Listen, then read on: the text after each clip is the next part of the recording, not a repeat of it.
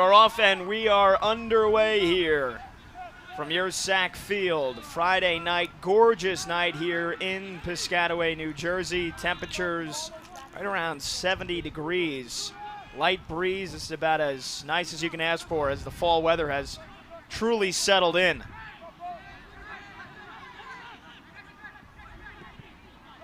And right away here, a chance for the Scarlet Knights to open up shop. It's Chris Teo, the fullback, who gives away possession. Not a great clearance from the Bronx. Call them the Broncos in the opening. Forget sometimes that they don't got that extra. There's not that extra O. There's only one. in our hearts, they can still be the Broncos. Well, you know what? I'm getting ready for football season. We've got the Denver Broncos playing Monday night, so there's a physical challenge there in midfield.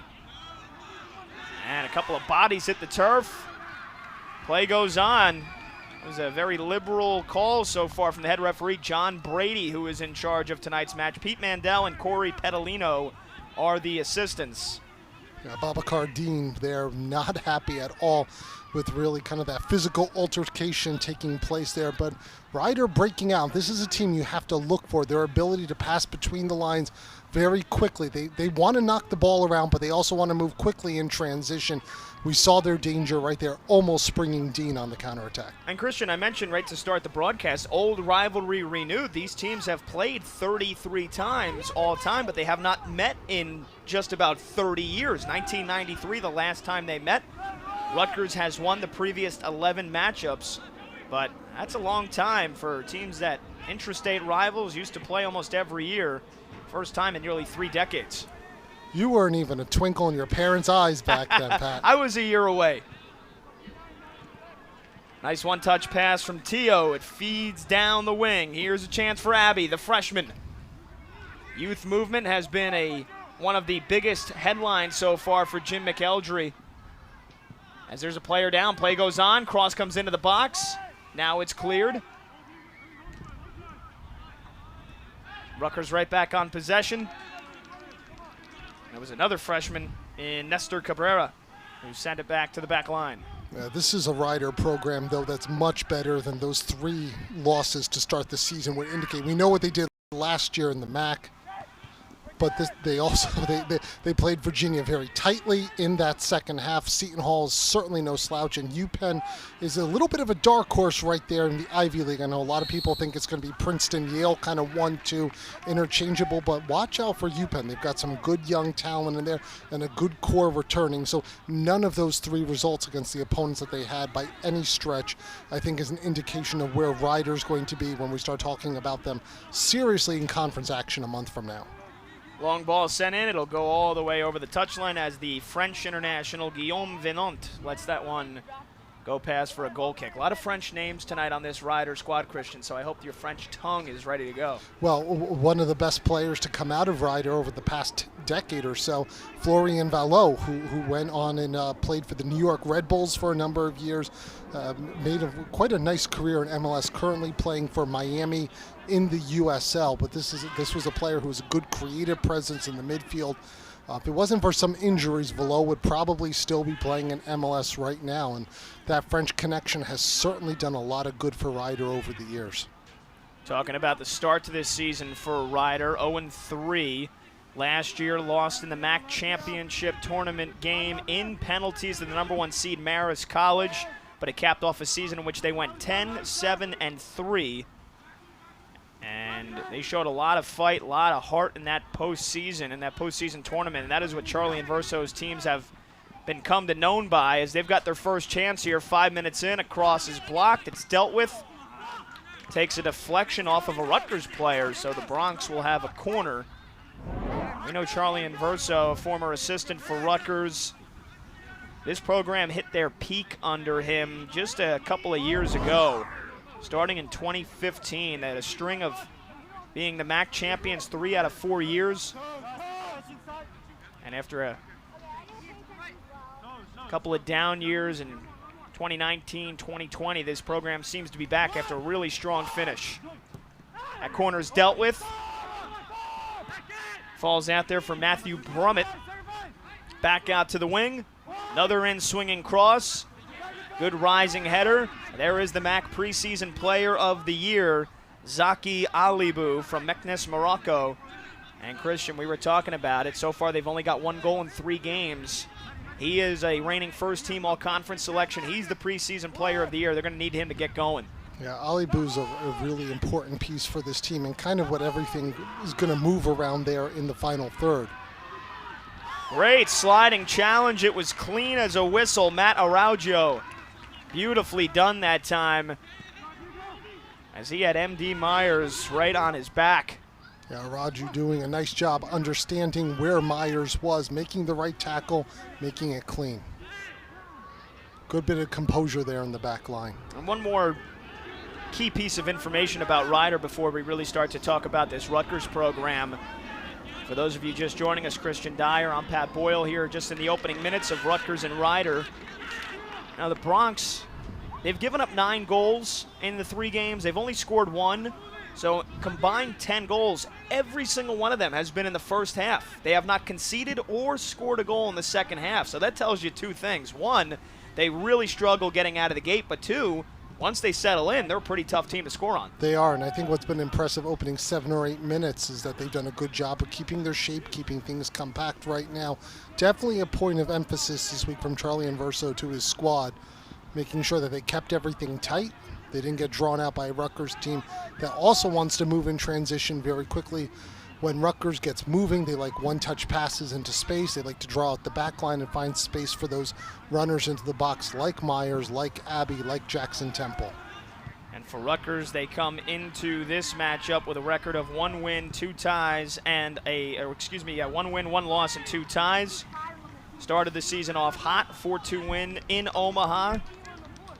And then ran into a Creighton team that beat them 6-1. That launched Creighton all the way up to number 7 in the rankings in the coaches poll in the country. Since then, Creighton tied and lost, so they're back out of the poll. And then Rutgers, a couple of tough matchups against the top 2 teams in the Ivy League, a couple of ties against Princeton and Yale. So I think it goes without saying, Christian, Jim McElderry and this team looking for a resounding effort and a resounding result tonight. Yeah, I think this is an important match for Rutgers. It's not must-win necessarily for the Scarlet Knights, but it's certainly one that I think could set the tone for the rest of the out-of-conference slate. Tio out to the freshman Nestor Cabrera. The Scarlet Knights knocking on the doorstep here. Real dangerous opportunity. Cabrera still going. Now was potentially looking for the backside. And you thought there was going to be a run there. There wasn't, so it goes out for a goal kick. A little too flat, a little too static there from Rutgers right now. They've looked a little disjointed for about 8 minutes, but this is a good idea from Cabrera going across the box. But where's that run coming in? Where's that diagonal ball was supposed to be finding? I think he was looking for Jackson Temple out there. Jackson Temple, who got his first goal of the season last Friday here at Ursack Field in that 1-1 tie against Princeton. The reigning second-team all-region player. Looking to have a sensational season now here in his senior year, the Millville, PA native. Here's the freshman Abbey making a really nice run. Rider up to the task. That was helped stopped out by Adel Al-Masoud, the junior from Brussels, Belgium. Yeah, Abbey was impressive in that 2-2 result against Yale just a few days ago. Brought a lot of energy, a lot of pace, likes to stay out wide and then cut on in the final third. Always thinking to go forward, Pat. He always has that idea, that mentality of going towards goal, and it's good to see his inclusion in the starting 11. And he certainly played a part just like MD Myers did, the leading scorer from Rutgers, the transfer from High Point. Here's a cross towards the back post. Nice rising header that time. I thought Abbey was a revelation in that match against Yale. I also thought Nick Spittle as well, coming from Canada, the wide player, really brought a lot of energy, a lot of pace, but that willingness to go 1v1 in those isolated spaces opened things up a little bit for Rutgers. And you see Ari Briscoe there, getting just his second start of the year. His only previous start was that 6-1 loss against Creighton. So it was Kieran Dalton who had played the last 2 in goal, and with the injury to Orrin Asher not being available for the entire season, it looks like we still have a goalkeeper battle here between Kieran Dalton and Ori Briscoe now, who's playing for the first time in a couple of weeks. And I like this from Jim McElderry, trying to find out who the goalkeeper is before the start of the Big Ten season. Give some rotation, give some touches, give some work. It's good to have both goalkeepers focused and fighting as you head into the regular season. Ori Briscoe from Englewood, New Jersey, was named to the Puerto Rican national team back in the summer, so very exciting news for him. And I watched the highlights. I watched as much back from that Creighton game. I think the 6 goals, not necessarily indicative of how Briscoe played, as there's a delayed foul. But he'll certainly be looking for his first clean sheet of the season here tonight. Good work from Hugo Legwenick there to draw the foul, but Ryder's certainly not sitting back. This is not a low block that they have in the midfield by any stretch. They're coming out, they're pressing, they're trying to win those balls, and Rutgers right now trying to find those spaces, trying to feel things out. Perhaps a little bit of a slower pace than we've seen from Rutgers in the past. And again, a lot of youthful players, a lot of freshmen getting their cracks here early on in the season. We've seen plenty of Cole Crothers. He's not in the starting lineup tonight, but we mentioned Ian Abbey getting a start, Nestor Cabrera getting the start. So plenty of freshmen that Jim McElderry want to see have an impact, and always tough to kind of find a good balance of finding your lineup, finding players that work well with each other. One thing to watch for on set pieces and these crosses in the box, Ryder's got some good size in their front line and also their center backs. And certainly Babacar Dieng from Senegal, 6'5". He's going to be a player to look out for. There's the keeper, Guillaume Venant, has to go all the way back right in front of his goal to grab that one. Yeah, impressive footwork there from Venant. He's 6'3", uses all of it throughout his freshman season last year for Ryder. He made the all-rookie team, all-freshman team in the MAC last season. He's an impressive shot stopper, and also I think has some underrated feet. And I try to do a little bit more research on Guillaume Venant. They have him listed as a senior. I believe his first collegiate playing season was last year, but I think in terms of academia, he is in his senior year, if you will. But last year, playing in between the sticks for Charlie Inverso was his first, and as you mentioned, he was named to the All-MAC rookie team. Here's Araujo down the wing. Great sliding challenge that time from Legwenick. Chris Teo, part of that defense, of course.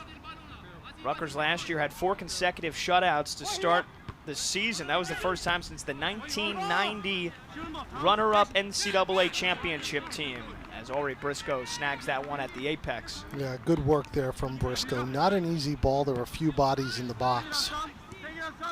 It's a good little bit of confidence-boosting first touch for Briscoe. Myers comes back to collect that one. Teo plays it back to Hugo Legwenick.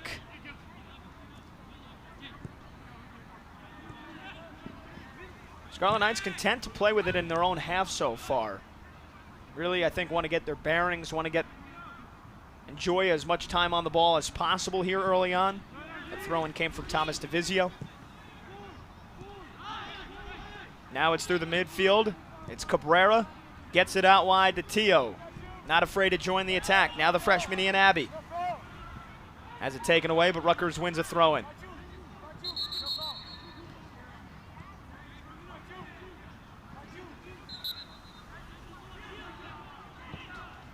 Not a lot of touches for Pablo Avila so far to start the match. The number 10 for Rutgers, really an important part of their midfield. Yeah, he's the main guy in that engine room. Right alongside Matty Acosta. As there is a hard challenge, it draws a whistle.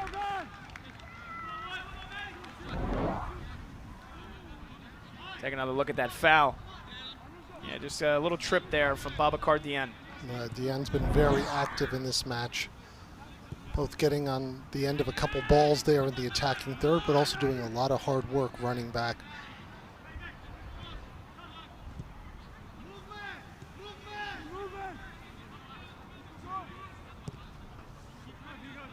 Listed at 6'5". Yeah, it looks a little shorter than that. but who am I to dispute? Tio. Back through the middle. Here's Joey Zielinski. Scored his first career goal in that defeat against Creighton. That was a beautiful ball to the back post. Zielinski, a very calm finish on the volley.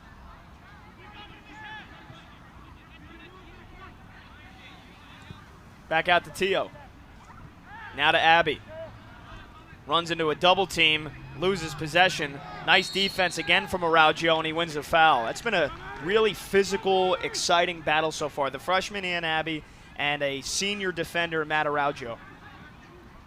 Yeah, Abbey needs to be careful here. Just needs to play calmly, needs to play coolly, not get involved in any challenges. He's certainly a spark plug when he's out there on the pitch. And all you need to know about him is he played for the Philadelphia Union Academy, which is known for their high work rate, their pressing. They really are very active in the final third. I think he is a great complement for what Jim McElderry already has in the attack in terms of what he brings in the final third and that pressing, that counter pressing, the winning of the balls. And I think that's why we're seeing him get the start today over Ola Malin, the junior from Norway, who has started most of the games so far and has really been a big impact in this Rutgers attack. A little bit better from Rutgers here, trying to play a little bit quicker. There's Abbey, gets it, turns, leaves a defender in the dust. Abbey, what a save from Venant. Oh. Well, you were just talking about him, the freshman. What a rocket that was from Ian Abbey. Produces a great save from Venant. Venant here, just absolutely tremendous. Abbey 1v1 gets himself some space with that right foot from 25 yards out. But Venant standing tall, using all of that 6'3" frame. Kick it to the corner flag, not to the goal. Set pieces, they have played a big role so far in a lot of Rutgers' games, whether it's been penalties or free kicks. Abbey will take the corner.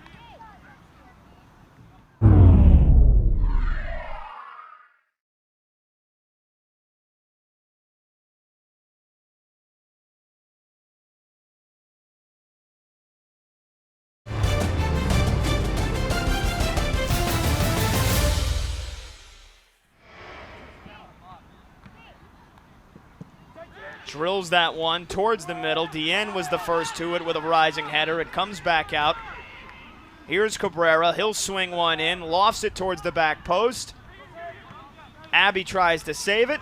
Nicely does. Sliding challenge. Zielinski wins it.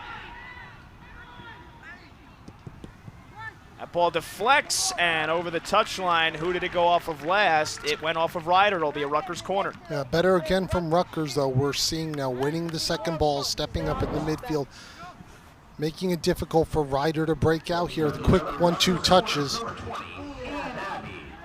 That was a nice run to see there from Matty Acosta. Hasn't had a whole lot of touches so far, but Jim McElderry said before the season he wants to see him take on an even bigger leadership role, more so than just his execution on the field. Venant tried to come out for that. Looked like he tripped. And a Ryder defender has to clear it. It'll be another corner, the third in succession here for Rutgers. Yeah, I think Venant there just getting a little bit tangled up with one of his defenders out in front. That was a driven ball in on that corner kick. We've seen MD Myers score with the head so far this year. Did that against Yale to save a point. Look out for Joey Zielinski in the box as well. Another line drive back in. Myers thought about a bicycle kick. Falls out. Nice move from Acosta, and he draws a foul. So a free kick here for the Scarlet Knights. Yeah, Ryder having difficulty the last 2 or 3 minutes just even clearing the ball. Rutgers playing a bit faster. One comes in, sent out, cleared away. And now this Rutgers attack starting to gel, starting to get comfortable. Yeah, Rutgers at his best when they're playing quickly, they're interchanging one touches, running into space, providing width and getting those wide runners coming in, and then having the second and third runner coming into the box for those crosses. Last couple minutes we've seen much better movement from Rutgers. Gwennick pings one on the ground to Abby, plays in through Tio. Tio, first touch, left-footed cross is cleared away. That moves Jack McGeechan, who took that one out of the air.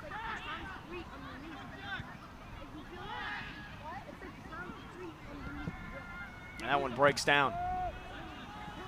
Here's DN. Plays it back.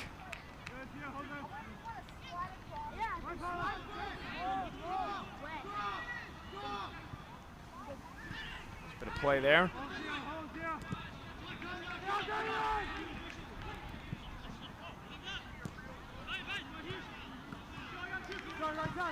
Out to the wing. Chance for Brummett. Into DN. Tries to switch the field. Nice spell of possession here for Rider. This is what they needed. Now looking for inroads into Rutgers' defensive third. DN. Looked like half a shot and half of a chipped pass. Either way, it goes out of play. Yeah, I think his runner cut off the run. DN a little bit frustrated right there. DN's been very good for Rider in this first half.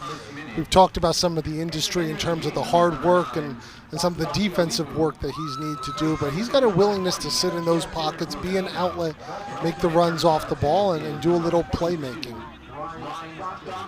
A couple of early subs here for Charlie and Verso, as we're only about 22 minutes into this one, halfway through the first half. Ryan Doherty in, along with Justin Rufino. He replaces Zaki Alibu, who Rider has not been able to play in space a whole lot so far in this match tonight. Here's Acosta. Myers checks in to grab it.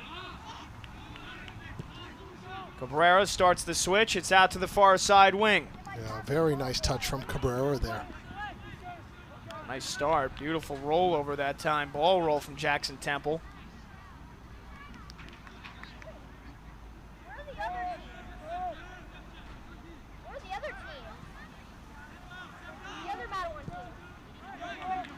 Here's LeGuenic.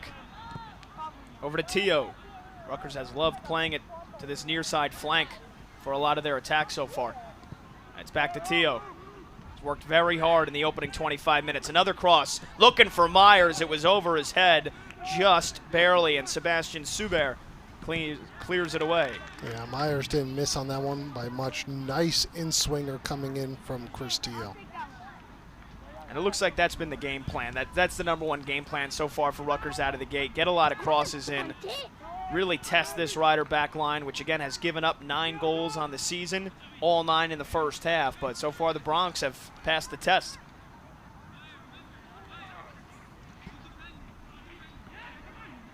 Rider is sitting a little bit deeper than they were those opening 10 minutes. Beginning to absorb more and more pressure from Rutgers. Rutgers clearly building in confidence. Now we're at the midway point in the first half, and I think it's fair to say the last 10 to 12 minutes, Rutgers moving the ball faster, better, more purposefully. McGeechan tried to save that one. Back to the Scarlet Knights. Here's the first change for Jim McElderry. He'll go to the veteran defender Cole Sotak, who replaces Chris Tio. We mentioned how hard Tio has been going box to box. Good chance here for McElderry to get him a breath. Cole Sotak, the junior from Doylestown, PA. Yeah, Sotak reads the game very well. Savvy, good understanding. And Thomas DeVizio, meanwhile, looks like he's going to flip from the right fullback to the left side. Ball played in. They were looking over the top. It falls for Abbey, looking for the 1-2. Myers tried to take it on the half bike, on the half volley. Didn't connect with it. And I think with DeVizio now on that left side, he's going to be looking to cut in a little bit more, which may give some opportunities for Abbey to go out wide. DeVizio with his right foot, whereas Tio was able to provide service with his left foot. DeVizio is going to be cutting in a little bit more. Abbey needs to make sure he doesn't run those same channels and basically has one marker taking out 2 Rutgers players. And while Matty Acosta is one of the maestros in the midfield, so is Pablo Avila. This ball crossed in, deflects. Venon almost coughed it up, and again, a second time it got away from him. And now Abbey And Abby, the freshman, had to get a talking to that time. Yeah, but this is good from Rutgers coming in down that right flank. That is slippery goalkeeping from Guillaume Venant. And Abby was trying to pry it from his hands. And then finally, head referee John Brady said, okay, settle down. Abby's feisty, isn't he? Oh, yeah. Yeah, certainly. I think that's an energy. That is the type of the soccer that Jim McElderry wants to see from this team and wants to see from these young freshmen that have gotten a crack so far. And Ian Abbey, I think, has made the most of it. Here's Divizio. Cuts in. Looking for Acosta. Didn't have enough weight on it. And Zaki Alibu, who recently came back in, makes the interception.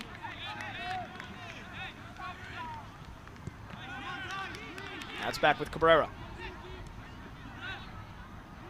Mr. Cabrera from Raritan, New Jersey, went to Bridgewater High School.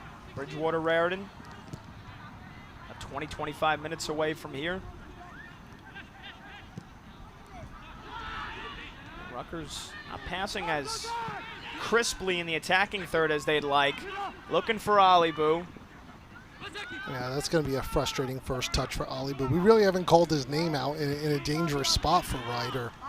Rutgers doing a good job of cutting down his service. And player with 10 goals, 5 assists a year ago hasn't really gotten the ball any meaningful touches right now as the midfield for Ryder just kind of playing directly, hoping to spring somebody on the counter. There's the captain who has done a really nice job in the midfield so far. Another Frenchman from Toulouse, Guillaume Sauer-Berus. Help start that attack. Cross comes in. Nicely done by Zielinski there to head it out.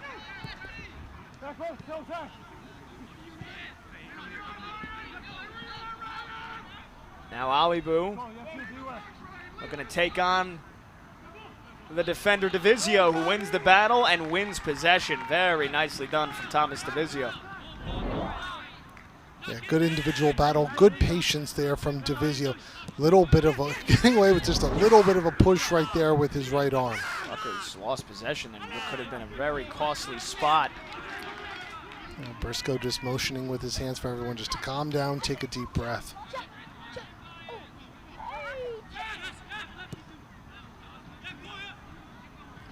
You know you were actually on TV just now? Like a few seconds ago you were on TV. 28th minute, Rutgers and Ryder still scoreless. Knights looking to ramp up the pressure here as they move through the midfield. Ryder's content to let them get all the way until their other side of the field. Then they start to pounce and they swarm, and it's worked for them so far. That right timing of when to start pressuring. Araujo has to play it back. It's a 1-2 touch. Avila plays it back. Out to Divizio. Here's Abbey. Made a big impact so far in the first half. Avila dances, chips through. Abbey, he was offsides anyway. The flag went up. Ryder has the advantage, so assistant referee brings the flag down and we play on. A little bit of craftiness there from Avila, those trying to spring Abbey, and it's very clear that Rutgers sees Abbey's pace as something that they can take advantage of in this match. Ryder is good defensively. They've got some good size. They read the game well. They are not the fastest back line. Myers uses the chest to bring it down, but it's dispossessed that time from Sauer-Berus. I didn't know you were a French major, Drew. I wasn't. I hope I'm making the French nationals proud. Alibu rips one off. It's well wide.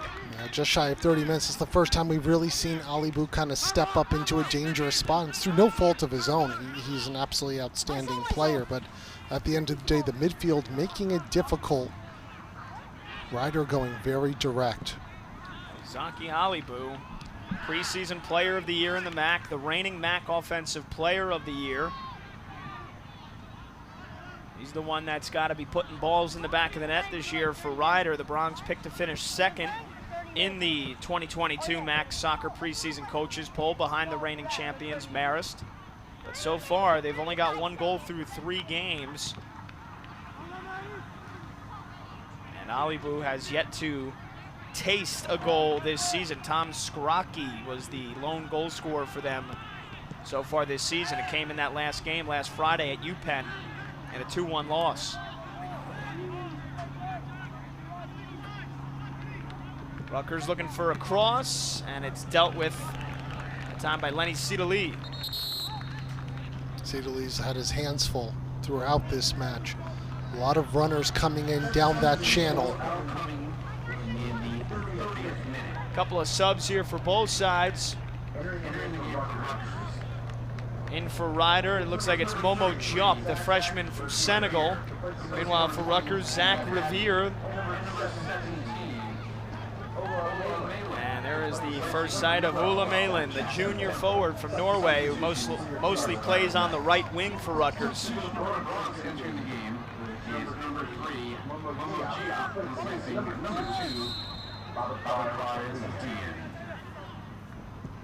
In swinging with the left, Renault comes out to punch. It's still in the box, and finally a whistle as there was a foul on one of the Scarlet Knights players.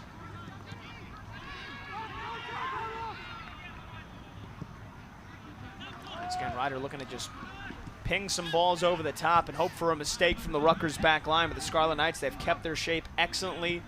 Zielinski and Legwenick holding everybody down there in the back. Legwenick searching for the options. Now DeVizio. Here's Revere's first touch. Graduate student right here in Piscataway. One of 4 players on this roster from PDA, vaunted PDA, one of the best academies out there. And how fortunate it is for Jim McKeldry and Charlie Inverso and so many of the other coaches in this area to not only be close to 2 MLS academies, 3 MLS academies if you count the Philadelphia Union, which has quite a heavy representation on this Rutgers roster, but also the quality and the depth of the high school soccer and the club soccer in this area makes it just natural for recruiting. Yeah, I remember seeing in the first 2 weeks of the Premier League in the UK, you had 5 goal scorers that were born in the state of New Jersey. Not only are the Americans making an impact, but right here in the Garden State. You have a 6th with strong New Jersey ties in Jesse Marsh, the Leeds United head coach. Former assistant coach at Princeton, played his college ball at Princeton, coached the New York Red Bulls, whose home is in Jersey. There you go. It all ties back together.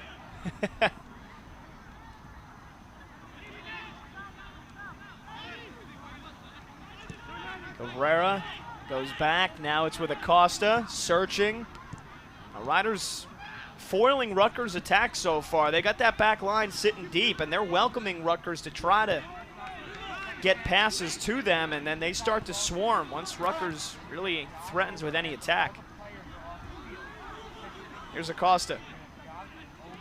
Yeah, now that midfield is shaping more into an attack. When it's in the attack, it's 4, and you've got DN moving up to more of kind of a withdrawn forward, a false 9 type of role. But defensively, they're dropping back 9 bodies behind the ball. Switching the field now to DeVizio. Rutgers searching perhaps for an inroad with a cross. All 10 Riders field players are now in their own half. Yeah, I think it's as close to parking the bus as you could get here in the first half. DeVizio sends one in. Dangerous ball. Myers might have gotten his head to it. It's well over the crossbar, and it'll be a goal kick.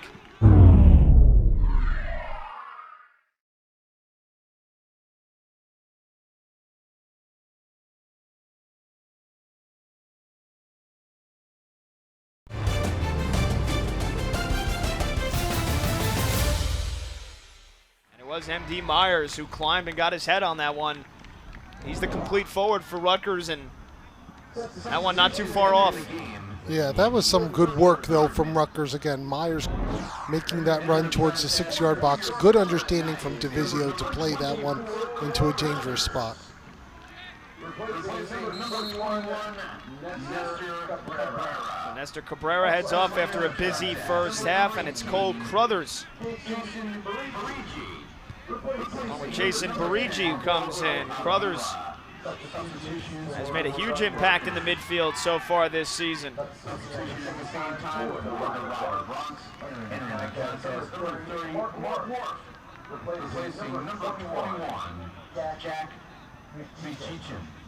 You know, B1G's a player for Rutgers who can really come in, has great vision, great technical abilities, good 1v1, comfortable in the center of the park. We've seen a lot of what Rutgers has been doing in this first half, flowing primarily through the wide play, the overlapping of the outside backs, the wide attacking players. B1G, I think, is going to bring some of that calmness, but also that ability to spring runners into the box. And a corner that time. Nope, excuse me, a throw-in. And now John Brady, the referee, is saying that that went over the touchline for a goal kick. So Rutgers try to grab that call that time. You see Revere nearly sold it.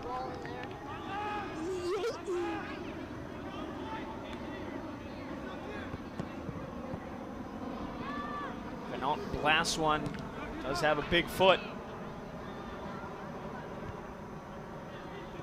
Myers goes down, chance here. Mayland rips one, and it's in the back of the net! What a goal by Ola Mayland. Out of the starting 11 by coach's decision. Certainly makes a statement with that finish. And it's Jason B1G who latched onto that one from Myers. And like a rocket, B1G transferred from American last year. His first season at Rutgers was last fall as a sophomore. Played in 16 matches, started 8 games. That's his first goal of the season, his first goal as a Scarlet Knight. And that is a big one here to get the crowd on their feet. Why do we never get t-shirt time? Well, I don't know. It's t-shirt time. We're getting ready to launch a couple of free t-shirts into the crowd. I don't know if anybody who's throwing out those t-shirts has a strong enough arm to get them all the way up here to the top. That sounds like a challenge from a former college baseball player. If I was the one throwing the t-shirts and I saw you, Christian, yes, I would certainly. You could pick me out for midfield with a bunched up t-shirt. Maybe with a t-shirt cannon. I don't know if the arm alone. Well, now we're changing the whole discussion. You give me something to propel it up there with. We need to get to the bottom of this. We need to get communication specialist Aaron Neary in here to settle how many t-shirts go out, what are on the t-shirts, how do we get said t-shirts.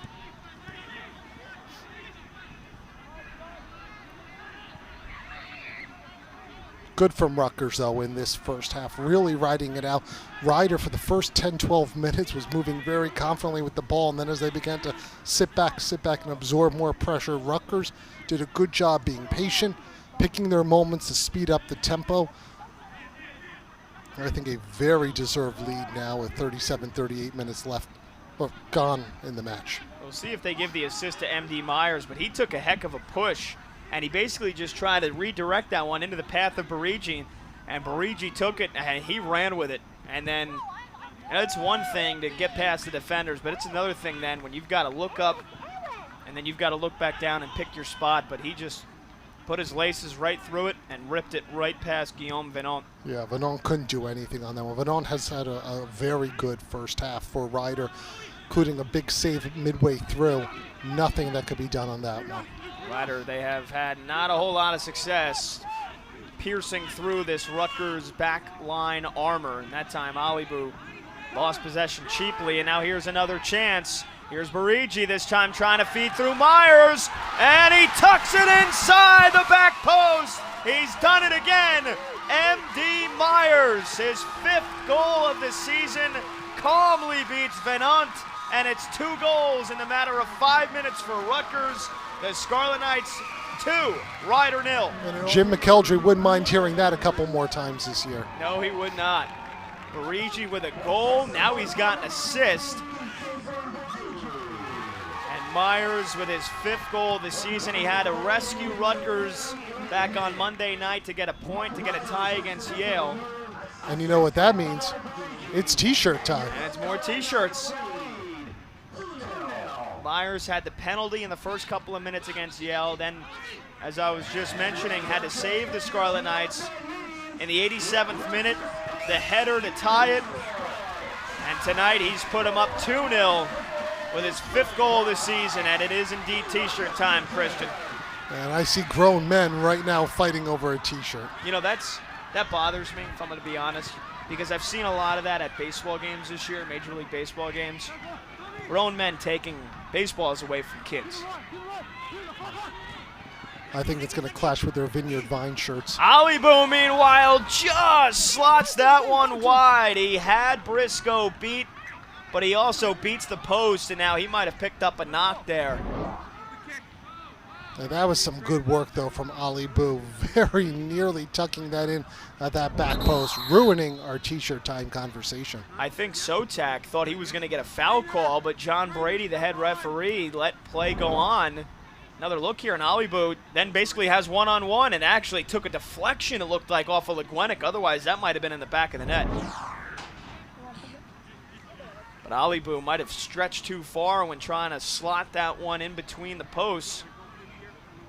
Yeah, that might be an abductor strain. This is the last thing that Ryder wants to see. MAC preseason player of the year, the reigning offensive player of the year, 10 goals last season to go with 5 assists.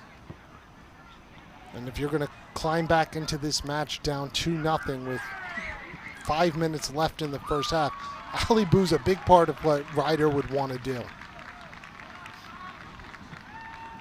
Still in search of his first goal of the season. He nearly got it there. You see, we basically got a full moon tonight. Great get by our Rutgers Big Ten Plus crew here at your Sack Field. That moon is gorgeous, bringing us a beautiful Friday night. Friday night for what's been a busy week so far for Rutgers athletics.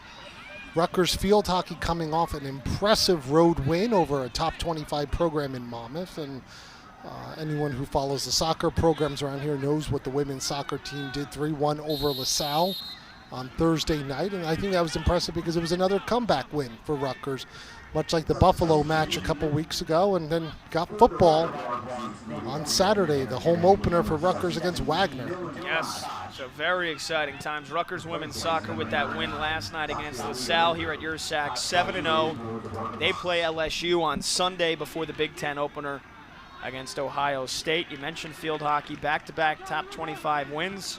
Knocked off UConn last weekend at home, beating Monmouth, number 25 in the country, earlier today. And yes, Rutgers taking on Wagner tomorrow after a thrilling season-opening victory come from behind against Boston College.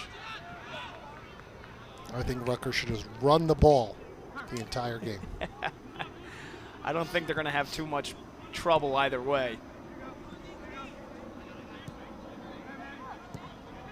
Wagner playing in the NEC. Certainly not a bad subdivision football team, but playing with the big boys tomorrow, the Scarlet Knights, should be a nice way to kick off the home part of their schedule and continue to keep the chop going.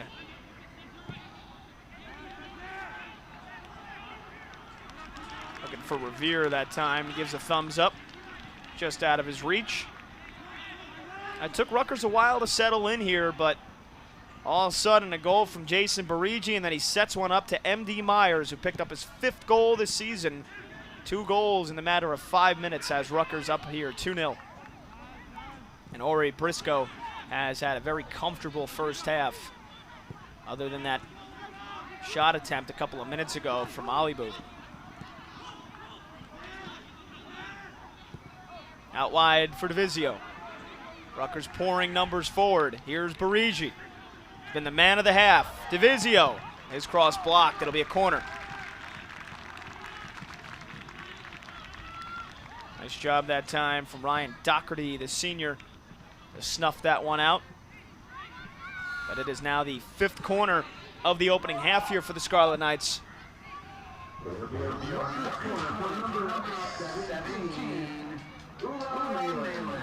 So Ulla Mayland will take the corner. Towards the front post. Alibu clears it away.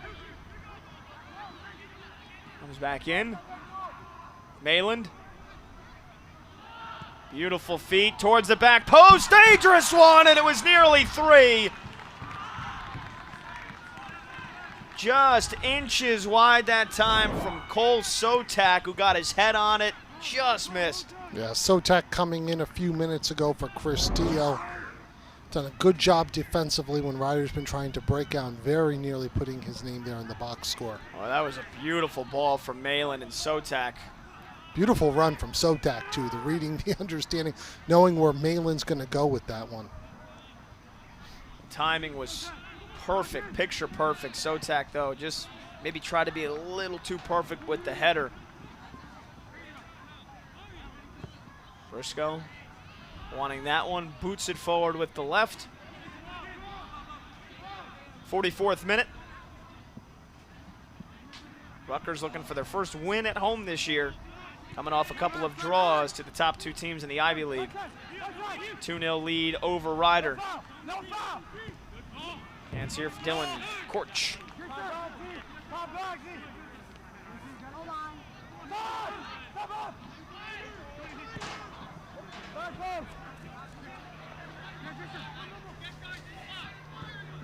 Nice job from Araujo to save that one. He's been very busy. That ball's whipped in, and they didn't get the timing on that one. Yeah, Diop there doing a nice job turning around, sending in that almost blindly, knowing where his runners were going to be. And that was Dylan Koch, who we were just calling a moment before, try to swing his right foot through that one.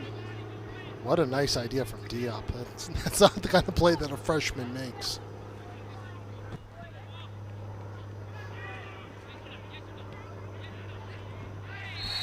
That time a shoulder in the back from Lenny Siebeli. He takes down Ula Mayland. Free kick for Rutgers. Seconds ticking down. This is most likely going to be the final piece of action here in this first half.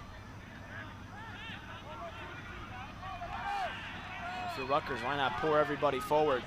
Clock down to 10 seconds. Vizio spins it in, lofting ball, and Rutgers was offsides. And that'll do it for the first half here at Ursack Field. Scarlet Knights looking for their first win since the season opener.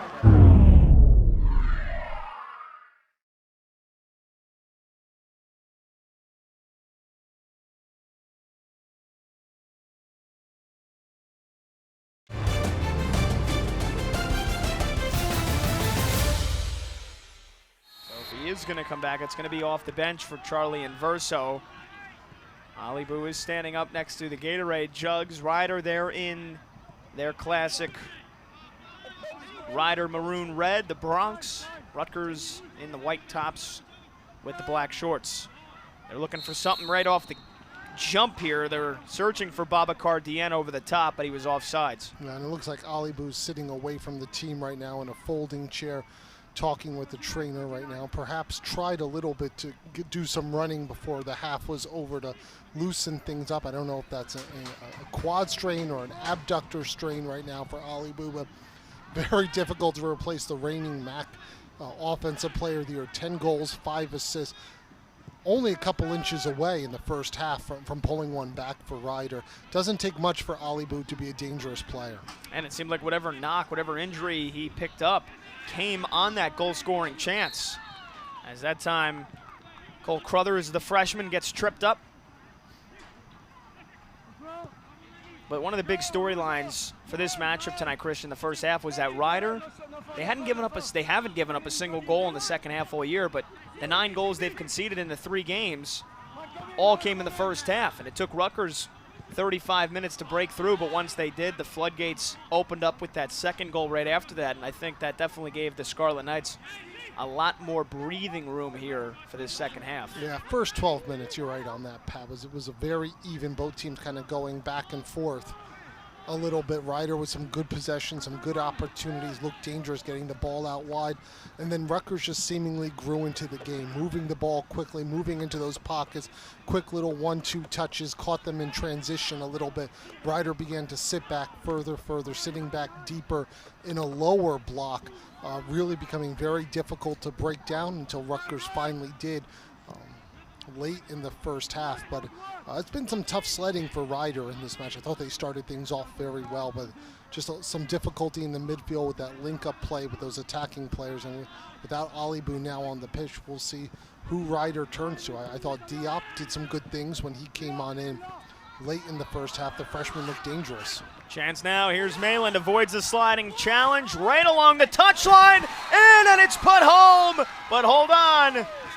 The flag is up, and Ula Malin was in an offsides position. It negates what would have been a third goal. I think the ball may have crossed the line there. Malin with his final touch. One touch too many, towing it along that line. That was the decision, that ball went over. That did not look like that ball went over the line. Let's see if we get another look. I'm not sure if he was in an offside position. It was very late to be calling that.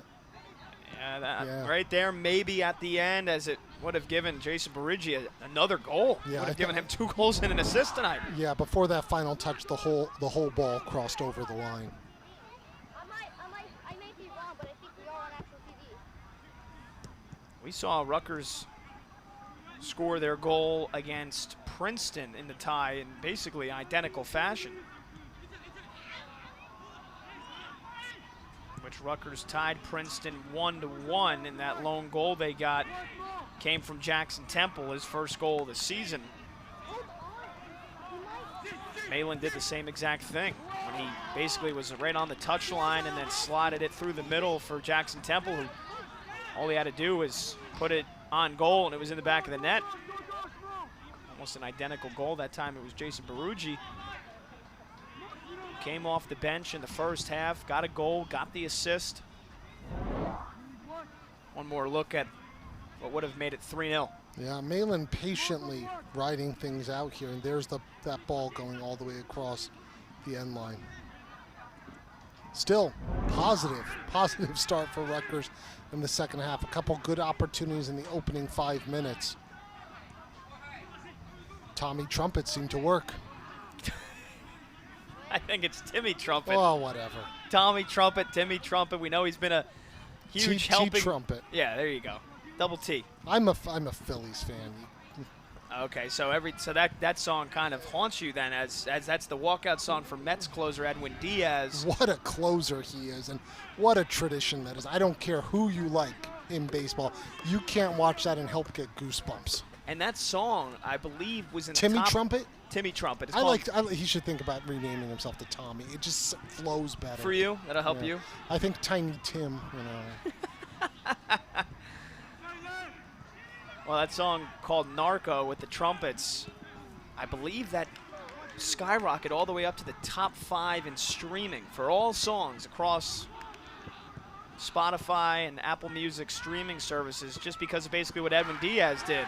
There was a challenge that time and a late foul, very late that time, on Adel Al-Masoud. And that's going to go, I think, to replay right here. Yeah, They're going to be checking that on the video assistant referee. So that time, Legwenick cuts off Adel Al-Masoud, and if it's going to be a foul, it was certainly not a penalty. Well, if you're calling the foul, I think you got to call the penalty. I think that's inside the box there, but I don't see how you can call the foul on that one. I don't know what Legwenick did in terms of contact. It didn't look like very much right there. And it looked but this is a big call right here for. And it looked like Adel Al-Masoud tried to sell that as much as he could, and we've got some bickering, some shouting between one of the Rutgers coaches who has just been shown a card. No, I think it's excuse me, Ryder coaches. Yeah, one of the Ryder assistants, and Charlie Inverso is trying to hold back one of his assistants. That looks like Brendan Nash. And John Brady there with probably the longest yellow card hold I've ever seen in my life. And you see Jim McElderry Yeah, I think McElderry's convinced that there was a little embellishment. Yeah, no, there certainly on was. The play right there. That's what I was going to say. And then all of a sudden, we've got one of the Rider assistant coaches getting flashed a yellow card. Yeah, I'm not I think they were angry that this is even going to a replay. But yeah, Adel Al-Masoud, we'll see the replay again in a little bit. And he goes to cover his face when it doesn't look like there was any even contact to it. And we're going to get the result right here. Here's John Brady.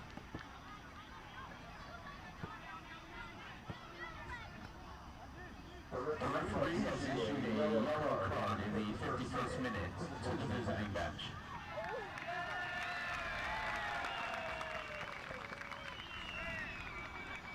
So the official call, it is going to be a foul, but it is outside of the box, just so, about a yard outside. So it is a foul against Legwenick. It's a free kick won by Adel Al-Masoud. And Riders got a really dangerous opportunity here to get their first goal of the match. Yeah, I'd like to see that on replay one more time after this because the contact seemed minimal.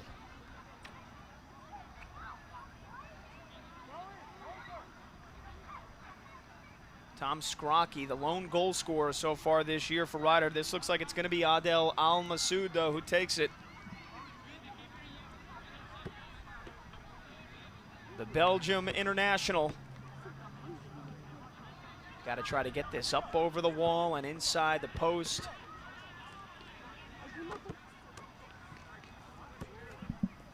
Ori Briscoe manning his wall, making sure that every inch of space is covered.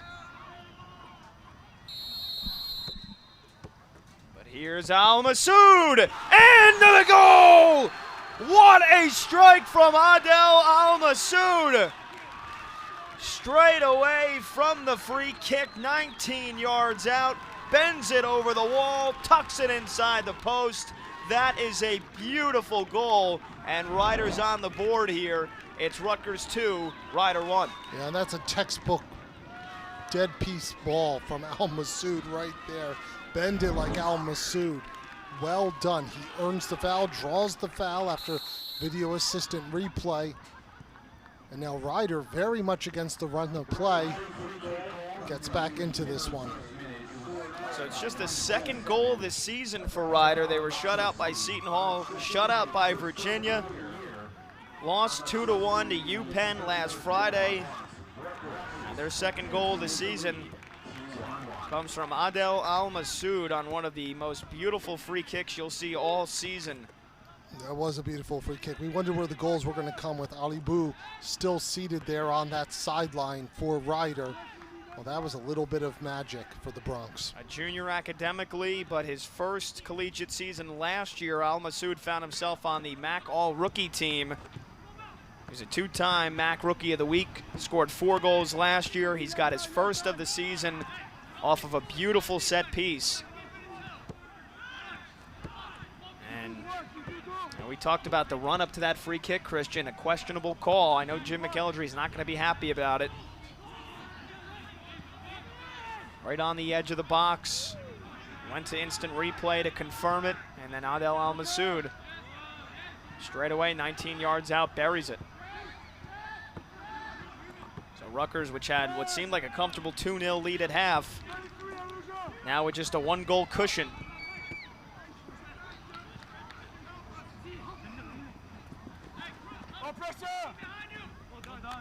Rutgers looking to get going, looking to win a corner, and they do. Yeah, Rider looking a little bit more energized now, chasing to the ball, getting things, winning some of those second balls. If they're going to claw back into this and find that equalizer, they're going to have to be the first one to these 50-50s. So here's the 7th corner for Rutgers. They had 6 in the first half. Udo Mayland will take it. Malin's in-swinger. Myers got a head on it, but didn't get enough. Deflected straight down and then cleared away. And a couple times we've seen Myers get close with his head. Strong in the air. I talked about it in the first half. Jim McElderry's preseason press conference, he was asked about MD Myers, and once they found out he was available in the transfer portal, Jim McElderry said they reached out to him right away. Led all of Division I in scoring in the COVID-shortened season, the spring of 2021. He had 14 goals for High Point. That season led them to their first ever Big South Tournament championship, got to the NCAA tournament. Last year, 7 more goals for MD, but decided he wanted to transfer. He's a Delran native, so right here in New Jersey. Jim McElderry said we contacted him right away when we found out he was available, and said he's been the closest thing to a complete forward that Rutgers has had in the last couple of years. Yeah, that's one thing that Rutgers has always struggled with, has been trying to find that number 9, that tip of the spear, who can bring the hold-up play, but also temper's beginning to get a little chippy now. There seems to be a common theme with Rutgers matches, and I think it runs around college soccer just a little bit. There's the fighting and the battling for every single loose ball. It means so much. At the time it was Zielinski and McGeechan, Jack McGeechan, who got into it a little bit there. And I think some frustration from Rutgers from that foul call, which they didn't think was a foul, which then led to the free kick goal. And, Rider trying to assert themselves into this game here. Emotions starting to stir.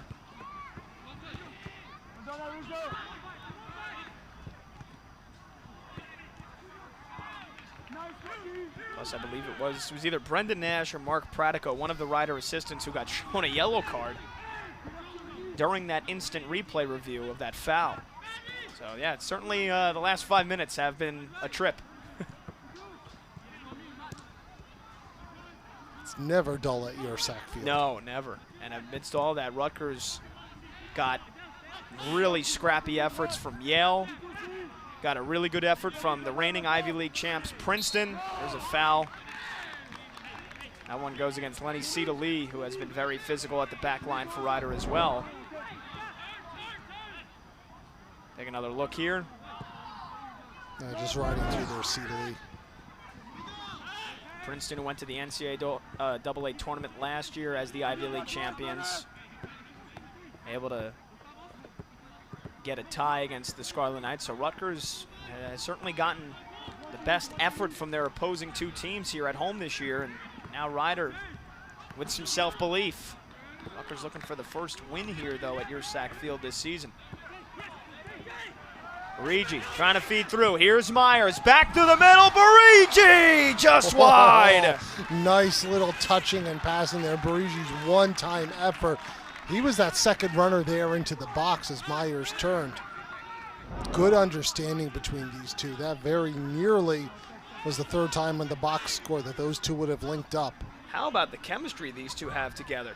I mean, they have almost linked up for 3 goals tonight. It has been... They have ESPN or something. I know it's ESP.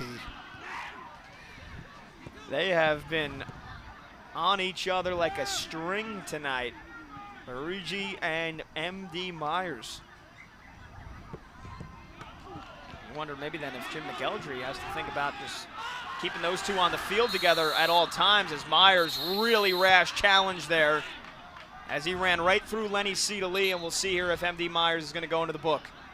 Yeah, Myers is being shown the yellow card right now. He's pleading his case, saying it was a tangle up, 2 players in the air, but there wasn't anything in it. But once a player leaves his feet like that.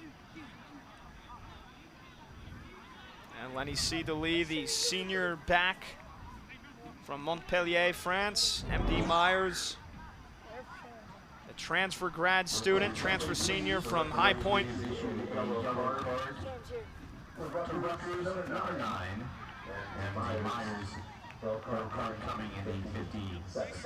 That's the 2nd yellow card on the season of Myers, and as a whole, Rutgers as a team, they've picked up a dozen so far in just 5 games. Rutgers' opponents, meanwhile, it's Myers really making life as difficult as possible for Guillaume Venant. Rutgers' opponents, meanwhile, if you count the yellow card given out to the Rider bench, 16 yellow cards. So 28 total in Rutgers' games in 5 games. You talked about it's been very physical. Most of their games have been very chippy, been very emotional. Tonight, no different. And the interesting thing is Rutgers isn't necessarily an overtly physical team, but they are a team that's not afraid to challenge. It's important for how they play to win those second balls. And we talk about the players they have in the Philadelphia Union Academy, the players they have in the New York Red Bulls Academy. Those are players who are used to pressing and counter-pressing, where winning the ball and getting that second ball is so important, Pat. And it's not a surprise that that mentality is now permeating throughout the whole Rutgers system of the importance of challenging, winning the balls quickly, in particular in the final third. And yellow card and game management just part of that. Kevin Pepra, meanwhile, into the game for the first time for Rider. He comes in for Babacar Dieng. Pepra, the sophomore from Boyd's, Maryland.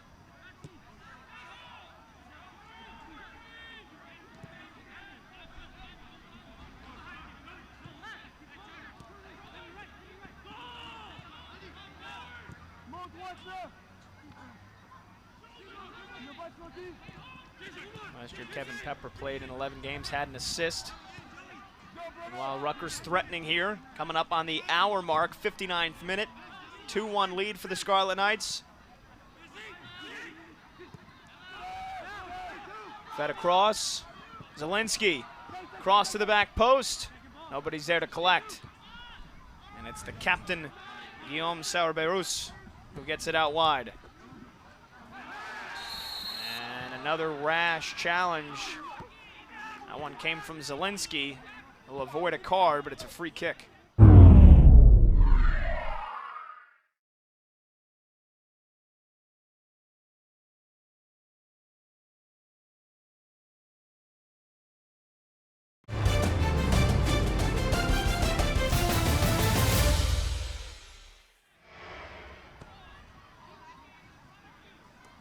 And that was the second clashing of the horns between Zielinski and Jack McGeechan.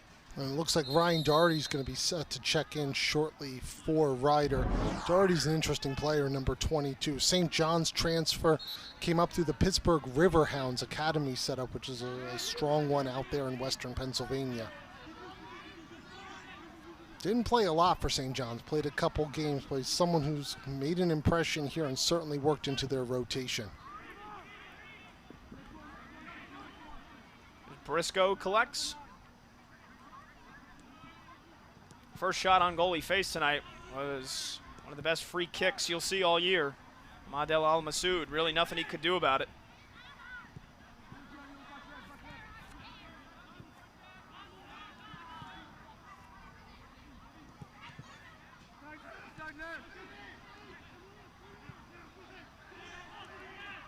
Got to give a shout out, by the way, to Dev and Anju Itacheria, Rutgers grads who, if you're at Urisac Field or you've seen the corner, the opposite corner of the field tonight, brand new, gorgeous video board right into the corner of Urisac Field. Take a look at it right there. State of the art. I mean, not many programs in this country have something exquisite.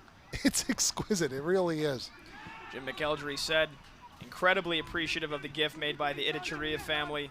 Proud alums. They want New Jersey soccer to continue to thrive. This new scoreboard is a huge addition to Urisac Field and Rutgers soccer. It changes the whole dynamic of the viewing. Just want to know how I can get one of those for my living room.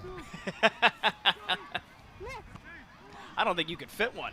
I don't know, unless you got a big mansion, Christian. I don't know if you could fit that in a house.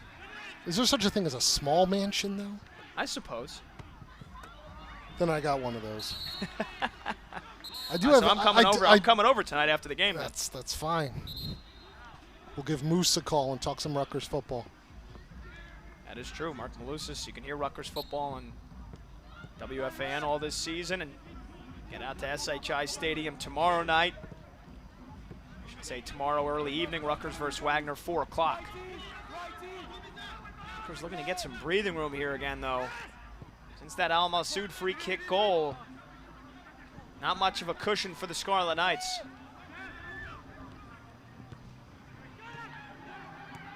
Headed into the midfield.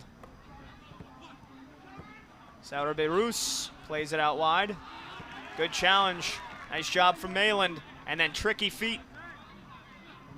Good footwork from Uda Mayland. Peruggi, this time, had a rip with the left foot. That didn't connect cleanly. B1G has looked so dangerous every time he's gotten his foot on the ball in the final third here. But you like this from Malin. Good win, good industry down the flank, makes the smart play there. And then tried to continue the run down that right channel, looking to get sprung. Hula Malin, who has already got a couple of assists on the season, played a big impact for Rutgers last year. And Al-Masoud, the goal scorer, coming off for Ryder.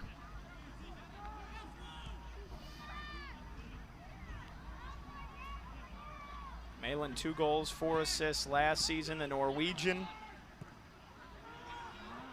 Time, another poorly weighted pass, but just got to Nick Cruz in time. Sauer Beirus plays it out wide. Here's McGeechan. And another hard challenge. That time it took Cole Crothers down. No call. That was a little bit, I think, of an unnecessary push there at the end of it, and the referee was right there. No call. Here's B1G once again, wreaking havoc. Gets it to Myers.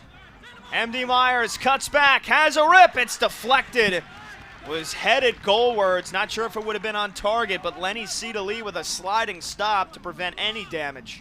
Yeah, Ryder right now having a hard time clearing, again, maintaining possession.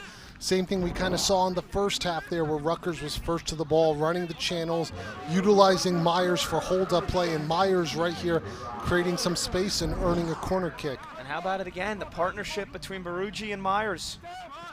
Sensational. Nice bit of trickery that time from Revere, but Ryder midfielder was quick to snuff it out. Zach Revere, by the way, if you haven't seen a ton of him so far this season, one of the 3 transfers Jim McElderry got, came over from Georgetown. But we mentioned he is a Piscataway native. So he's playing right in his backyard here this season. Cross, Myers tried to lay it off for B1G, who was trying to time that run. Looks like Ryder's going to be bringing in Momo Diop in a few moments. Diop was very dangerous with his few touches that he got in the first half. Didn't get a whole lot of service there, but did some good hard running up top. And that was Kevin Pepra, who at least able to give Ryder some breathing room.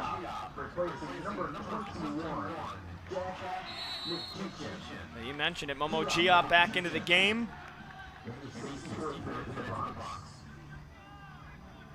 Diop didn't play like a freshman in the first half, and the few touches he had on the ball showed some good composure. Right idea there. And Christian, I think it's only a matter of time before we see the reemergence of Jackson Temple, who it feels like Jim McElderry loves playing him as a sub off the bench in the second half, which he did in that game against Yale, did against Princeton. That's a sloppy turnover there, and here's a chance here for Diop. Momo Diop over through to the middle. Was looking for Doherty, taken away, and now here's Acosta shouldering off opponents. Yeah, Diop doing well. That ball almost glued to his feet for 20, 25 yards as he carried it to the top of the penalty area. Good win here, though, from Rutgers. That was an important intervention. I think that was Matt Acosta right there, stepping forward, making a big win. Acosta is an impressive player in terms of just his understanding, his positioning, technically a solid player, but tactically what he brings, the little things that he does in terms of the ball winning and then springing the counter for Rutgers. Matthew Acosta was a unanimous All Big Ten freshman team selection last year. Started all 16 matches of the regular season, averaged 80 minutes per contest, so he rarely leaves the field. He is box to box, defense, getting forward and attacking, providing goals. Jim McElderry spoke very highly of Matthew Acosta in the preseason press conference, but I alluded to it in the first half, said he wants to see him take an even bigger step forward this year in both the execution on the field and in a leadership role. Yeah, Acosta has a tremendous work rate. Myers was looking to play through that time. Here's Pepra dealing with Crothers and put the boot up too high. Crothers is fearless, isn't he? He's got a good pedigree. He's got a lot of time, a lot of minutes there at the Portland Timbers Academy. He's just relentless. in his work rate and his work ethic. Really important that he can go and play sort of that box-to-box and that what looks like at times a double pivot that Jim McElderry likes to utilize in the midfield, kind of interchanging there with Acosta. 67th minute. Rutgers with a 2-1 lead and a chance here for Divisio to whip something special in. Right towards the middle, headed straight up, punched away. Not all that calmly done from Venant. And a chance for Rutgers. It was not to be. Nice play there from Malin, though, to keep that ball in. And look, Rutgers wins the ball back, so keeps sustained pressure. B1G was run off of it that time by Nick Cruz. It was Doherty looking to start the attack, and Ryder wins the throw-in.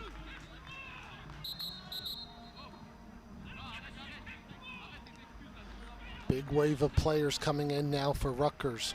Looks like Jackson Temple's going to be there. Abby's going to be coming in. Pablo Avila. It looks like it's going to be 4 subs coming up here for Jim McElderry. You mentioned it. Ian Abbey, the freshman. Pablo Avila. There's Jackson Temple. Second team All-Region, second team All-Big Ten a year ago. Nestor Cabrera coming in for Rutgers as well. The freshman Nestor Cabrera, who got the start tonight. Jim McElderry going to what he hopes to be a couple of closers here. Jackson Temple and Avila. It was a tough match for Avila to get in. I mean, when he has the ball at his feet, he's silky smooth with the control, good passer, certainly, but it's been a little difficult for him to get the ball in dangerous circumstances. Jim McElderry in his 4th season leading the Scarlet Knights. Debuted in 2019. Rutgers started 6-0-2. It was the program's best opening to a season since 1985.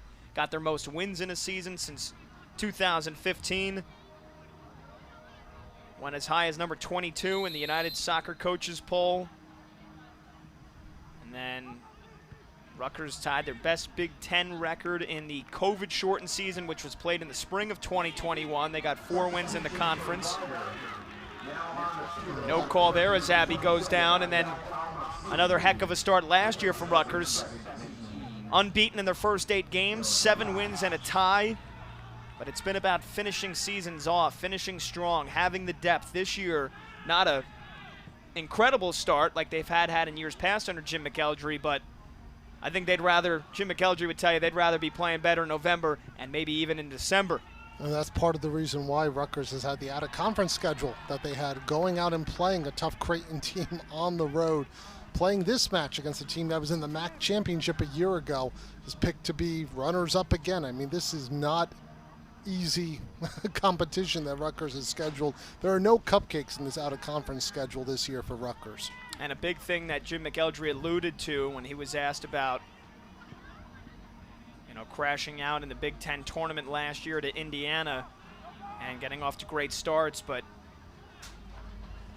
not perhaps finishing as strong as they want to. And he said, this year we have the depth. He goes, it's been a big piece, not having the depth, not having guys to go off the bench that can make an impact. He goes, this year I think we do have that, and when we're playing together, we really have the self-belief that we can beat anybody. I heard somebody screaming, clean it up. It hasn't been the cleanest of spells of possession here over the last couple of minutes. Joey Zielinski there racing up, looking to try to spring Ian Abbey on that one. Abbey deciding to take a run. Zielinski wasn't expecting that. Now Nestor Cabrera, the freshman, darting through the middle. He's got bodies all over him. Dragged it back, lost possession. Try to take on Sauer Beirut and Doherty, who are eventually able to chase him down. And now Aubrey Briscoe, the sophomore, mentioned in the first half, now a member of the Puerto Rican national team, getting his 2nd start of the season. As stay tuned, that goalkeeping battle between him and Kieran Dalton should be a good one. Who's going to be the man to go to in between the posts as Big Ten play starts next weekend, especially in the absence of Orrin Asher, out for the season with an injury. Yeah, Asher was a big piece of this Rutgers back line last year. I mean, his shot-stopping ability, but really his growth in terms of his communication. That's one thing that Jim McElderry said that he was impressed with, was that Asher, a couple years older than his teammates, given his experience in the Israeli Defense Force and then coming on over, really grew into someone who was leading, not just by example, but communicating well with that back line, knowing when to pick and choose, how to communicate, how to shout, how to yell, all important things. You know this, you're a former goalkeeper. We love to yell. Exactly. That's part of the reason why we got into the job. We love to yell.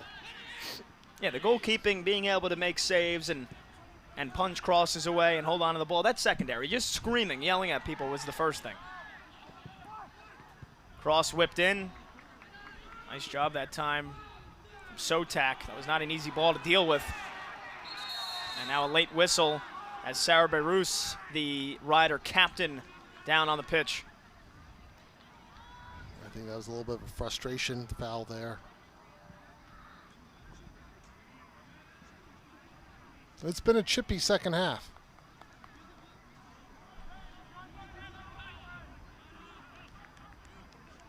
If you're Rutgers, I think it's going to be all about getting back into what worked in the first half, the quick movement, the transition moments.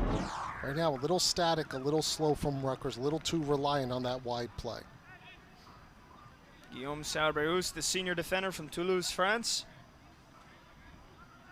Given the captain's band this year.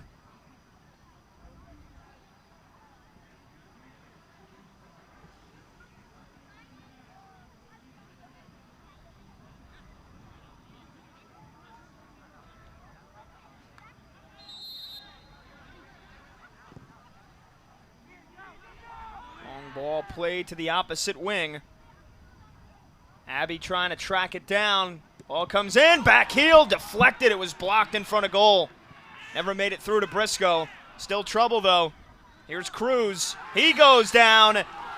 And there's another whistle. This one right on the edge of the box. It's going to be another free kick right outside of the 18-yard box. Rutgers not doing a very good job of clearing right there, and Cruz eventually getting the ball, doing well to draw this foul. This is how they got their first goal. It was Adel Al-Masoud, reigning All-MAC rookie team selection, who went down, drew the foul, scored a beautiful free kick. There was that ball that got deflected through just before that. And cries of a handball on that one. And then that time it was Cabrera who just crashed into Nick Cruz. They scored on their last set piece. Good intelligence there from Cruz, though, to split the defenders, knowing that he was going to draw contact. He essentially drew the contact on the play. If you're Adel Al-Masoud, you got to take this one again, right? I don't see how he doesn't. I mean, I don't see how there's not a Rutgers player on that line right now, on that post. Tremendous piece of artistry last time. Let's see if Al-Masoud goes for it again. He does, and this time it's right at Briscoe, who holds it.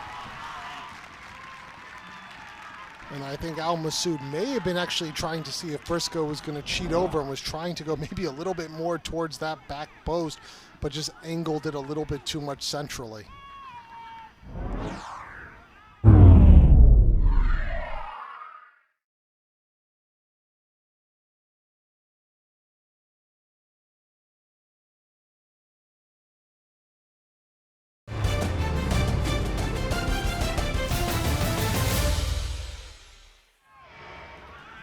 So I believe that is the first save of the night for Briscoe. It was only the second shot on goal from Rider.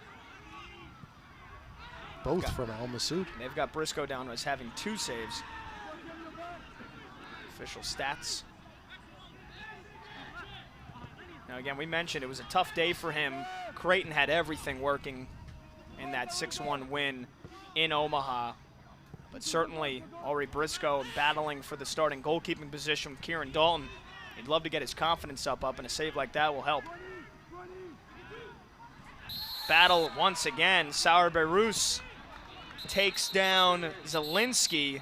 Not the first time Joey Zielinski's been involved in some altercations. And a little extracurriculars after the play. John Brady wants to make sure he sorts things out, but you see that time Sauer Beirous got his arm hooked in on Zielinski, brought him down.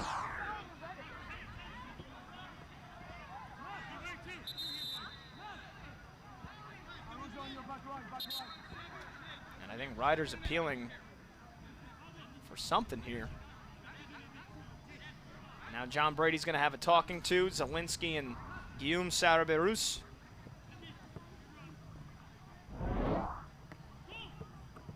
Zielinski here making the good turn. This was done at... Yeah, I think Zielinski just standing over him there. And then there's a little bit of an elbow there. A couple times we've seen that. But I like that. It's calmly done. John Brady, I always love an official, a referee that doesn't have to brandish cards to keep the game in check. Talking to will do, and that time it's exactly what we got. No cards there. Play on. This will be Zielinski, who's dangerous on these set pieces. That one whipped in right towards the middle. Myers, excuse me, that was Legwenick who rose to go for it. Couldn't direct it back towards goal. Another Rutgers set piece goes by the wayside. A couple of subs now as Charlie and Verso looking for some heroes off the bench. Babacar Dien back in, and Jack McGeechan as well.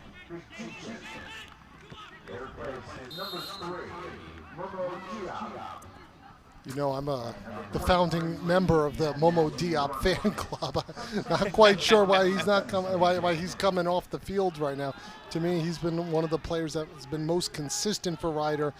Brings pace, brings some creativity and athleticism in that final third. I think that's what this team's screaming for right now in the attack. I think they need more Momo Diop. We have not seen the reigning MAC Offensive Player of the Year and the preseason Player of the Year, Zaki Alibu, since he left the field with an injury late in the first half. And I don't know if we'll see him for the rest of this game. Nice effort there from McGeechan. Tried to flick that one over his head. Loses possession, and now Rutgers can try to hit on a counter here. Cabrera. Good composure there from Cabrera to pull up. McGeechan was just ready to trail him down. Cabrera, sensing that pressure, pulled back. Zielinski goes back to Sotak. Tries to ping one over the top, looking for Myers, and that time Venant got into that awkward no man's land where he had to then swing his boot through it. Yeah, Venant doing a good job, though. Quite a clearance, confident. Here's Temple. Beautiful first touch. And then a beautiful ball roll. Jackson Temple, the magician, over to Abbey, the freshman. Swing and a miss. Still going, though. On the outside, Zielinski. Dangerous right-footed cross towards the back post, and a push. And a foul on Rutgers. Some good ingenuity, though, in the final third. And this was what Rutgers needs from Jackson Temple. Splitting right two defenders. What confidence right there. And then just the presence of mind to just make the simple pass. And I think Ian Abbey, the freshman, got caught in between a fake shot and trying to shoot, and he pulled up halfway. And that time, too heavy of a first touch from Babacar Dien.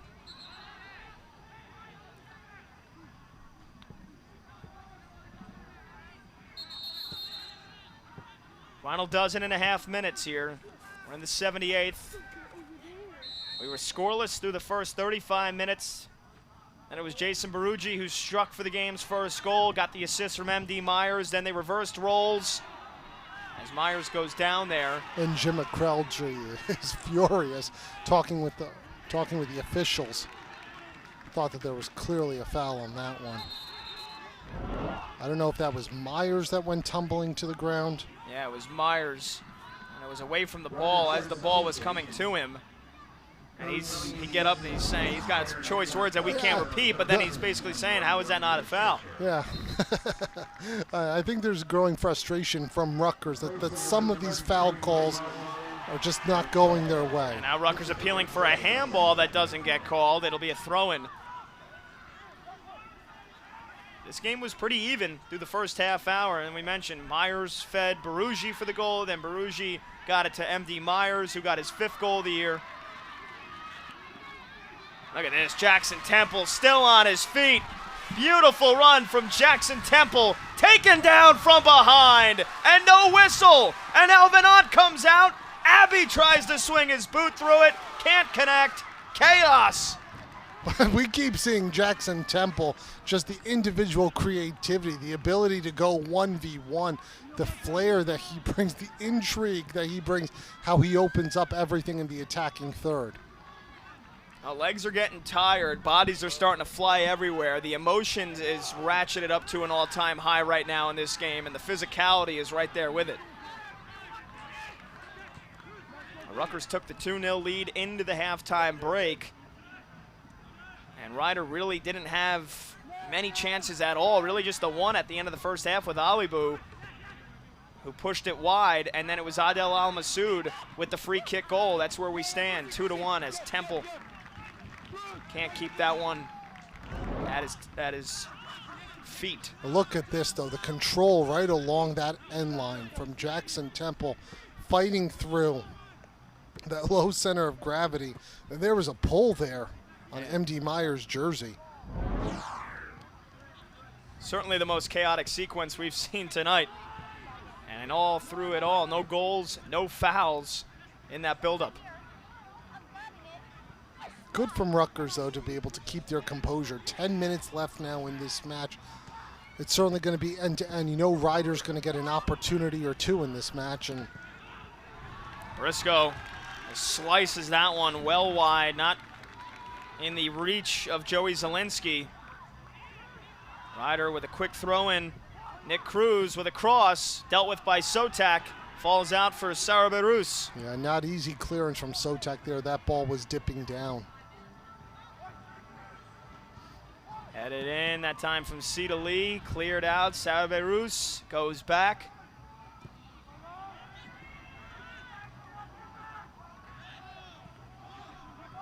Ryder disciplined right now in possession. Play it back, then they ping it forward.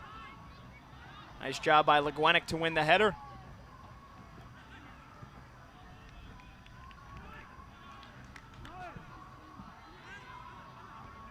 Nice little header there from M.D. Myers. He's such a great number 9 in that you can play him through with the through balls, but how many times have we seen him check in tonight to play then balls out to the wide areas, out to the flanks, and get the attack really going? Yeah, that kind of hold-up play, even if it's just a touch, just to relieve the pressure, to sustain possession. Like you said, checking back to the ball, so important now as Rutgers tries to ride this one out. Rutgers looking for their first win in their last 4 games. The loss to Creighton and then 2 straight ties here at home. Zielinski looking for a driven cross. I think he was hoping Myers was going to make a run. They weren't on the same page. Not a bad idea there from Joey Zielinski.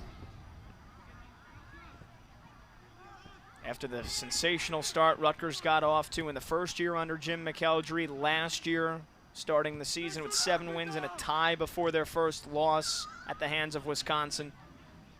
This year, not as hot of a start, but this is a chance for a momentum-building win, and what would be a much-needed one. A 5-game homestand. Albany comes to Yersack Field on Tuesday, 4 days from now, and then it's the Big Ten season opener and the home opener against Northwestern a week from tomorrow. Cruz plays in a cross. Nice job, though. And then deflected again. Beautiful defense that time. Doherty being a late runner in, getting that one. Earning Ryder another corner kick where they've looked dangerous. But Ryder making that big switch quickly. Oh, Legwenick wore that one right off the face after he made the initial block as well.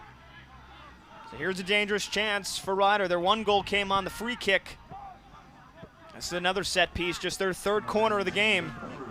And Nick Cruz, one of the handful of players from New Jersey, set to take this corner. And he's had a couple of really nice crosses. He's going to play this one in with the left. In swings it towards the back post. Briscoe lets it go, and it was headed over the touchline by Sotak. It'll be another corner, this time from the opposite flag. Yeah, Cruz has looked good on those set pieces. That'll be the captain, Guillaume Saraberus, who takes this one.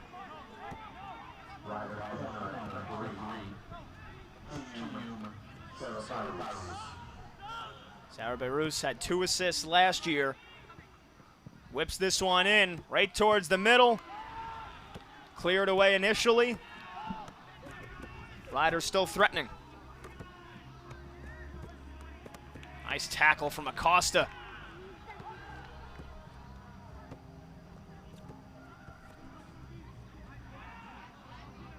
Scarlet Knights doing a nice job of riding the pressure, staying in possession. Then they loft one forward, and Acosta, who's so good in the air, so good at establishing position, he's getting pulled all over the place, and finally John Brady calls for a whistle. Yeah, that was a fair amount of tugging there. I like a liberal referee just as much as anybody else, Christian, in terms of not producing cards, but these last 15 minutes or so have gotten really physical. Yeah, and this is what an out-of-conference game between 2 in-state rivals will produce. Mentioned first meeting since 1993. They met for so many years in succession before that. And I think the referee here, John Brady, needs to brandish a yellow card at some point. This is now just starting to become really beyond a choppy affair.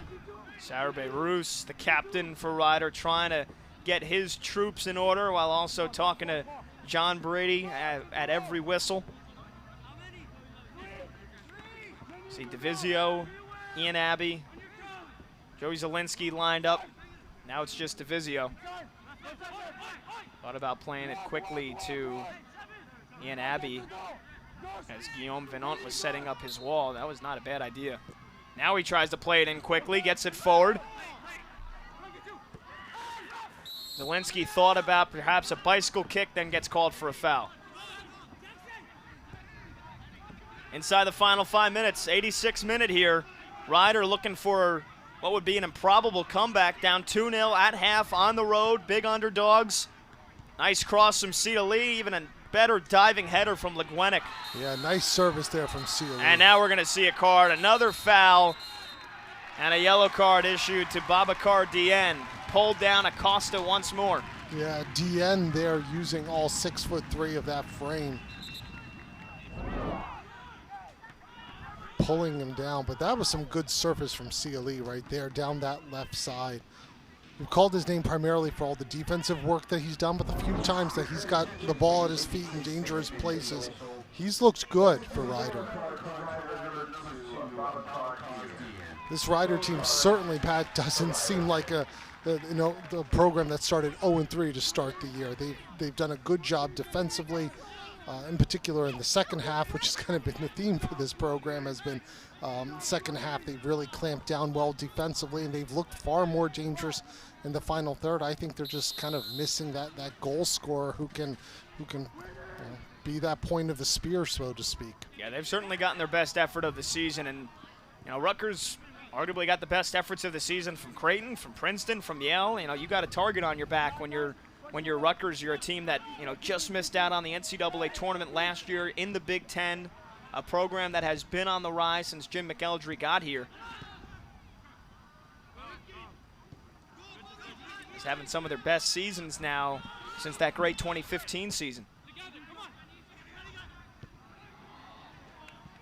Now Abbey. Sarah Beirut steps in to take it away.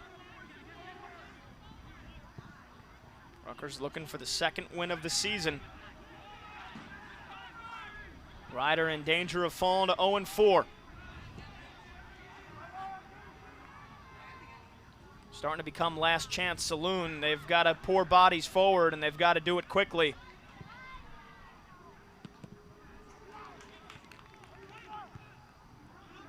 Poor header taken away. Avila looking to play through. He's looking for Myers. He was held up. Venant clears it. Scarlet Knights throwing, 88th minute. Might have one more sub in the offing from Charlie Inverso.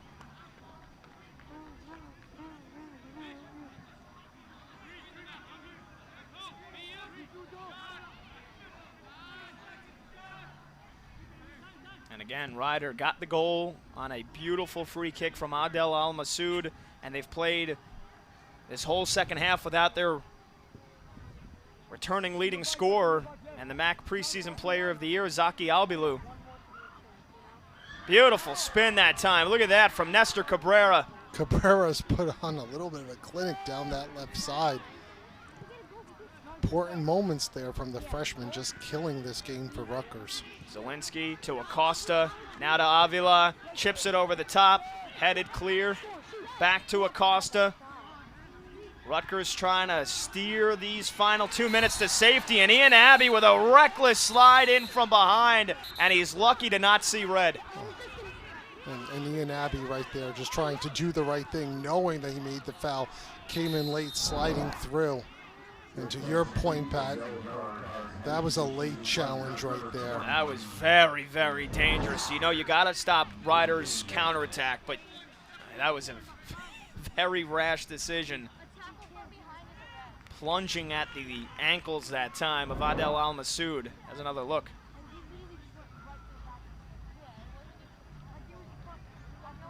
If this isn't John Brady, maybe Ian Abbey has shown a red card there, but John Brady has been very liberal with the cards and with how this game has been played. This is a heck of an effort from Ryder, but they're going to come out of it with two of their best players nicked up with injuries. Cruz trying to win a corner right next to the corner flag, and it's a throw-in for Rutgers. The deflection in the favor of the Scarlet Knights. Now they're going to really take as much time as they possibly can here. Just over 90 seconds left to go until Rutgers can claim they've got a much-needed win in their pocket.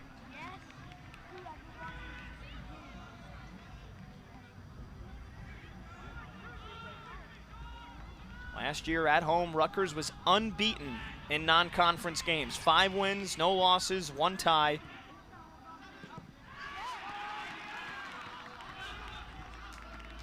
And they're a minute away from remaining unbeaten here at home this year as well. The tie against Yale, the tie against Princeton, but they're a minute away from a victory. Ryder's got one more shot in them. I know this is out of conference, but Charlie Inverso getting very active. Charlie Inverso, who's usually pretty calm on the sidelines, yelling for his team, getting involved. This means a lot. This has been a second half that's clearly between two teams that don't want to go into the weekend with a loss.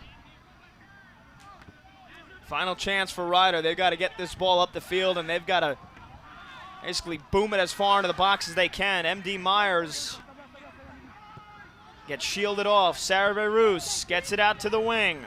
Under 20 seconds left. The ball sprung forward. Legwenick heads it down. It falls to Dien. He avoids a sliding challenge.